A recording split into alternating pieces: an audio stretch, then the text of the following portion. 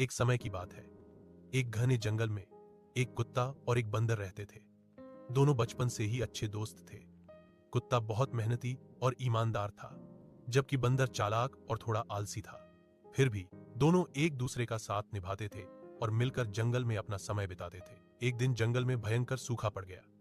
न तो खाने को फल मिले, न ही पानी। दोनों को कई दिनों से कुछ ढंग का भोजन नहीं मिला था। तब कुत्ते ने कहा, मित्र, अब हमें किसी गांव की ओर चलना चाहिए। वहां शायद कुछ खाने को मिल जाए। बंदर ने हामी भरी और दोनों चल पड़े। काफी चलने के बाद उन्हें एक गांव के बाहर एक खेत मिला, जहां बहुत सारे पके हुए आम के पेड़ थे। बंदर खुश होकर बोला, वाह, यहाँ तो मजे ही मजे हैं। चलो पेड़ पर चढ़ते हैं और आम खाते हैं। बंदर पेड़ पर झटपट चढ़ गया और रसदार आम खाने लगा। नीचे खड़ा कुत्ता भूख से तड़प रहा था।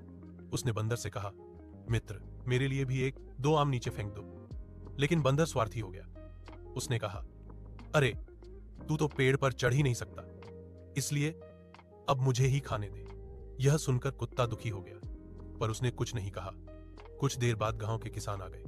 उन्होंने देखा कि कोई उनके पेड़ से आम तोड़ रहा है। गुस्से में उन्होंने डंडा उठाया और दौड़ पड़े। बंदर डर गया और पेड़ से झट नीचे कूद गया। उसने चिल्लाते हुए कहा, भाई कुत्ते, अब भागो। लेकिन किसान ने बंदर को नहीं पकड़ा, बल्कि कुत्ते को देख लिया जो नीचे खड़ा था। किसान समझे कि आम कुत्ता ही खा रहा था। उन्होंने उसे पकड़कर खूब डांटा और डंडे से पीट दिया। बेचारा कुत्ता रोते हुए किसी तरह वहां। कुछ समय बाद जब बंदर उसे मिला तो कुत्ता बोला, मित्र, तूने मुझे धोखा दिया।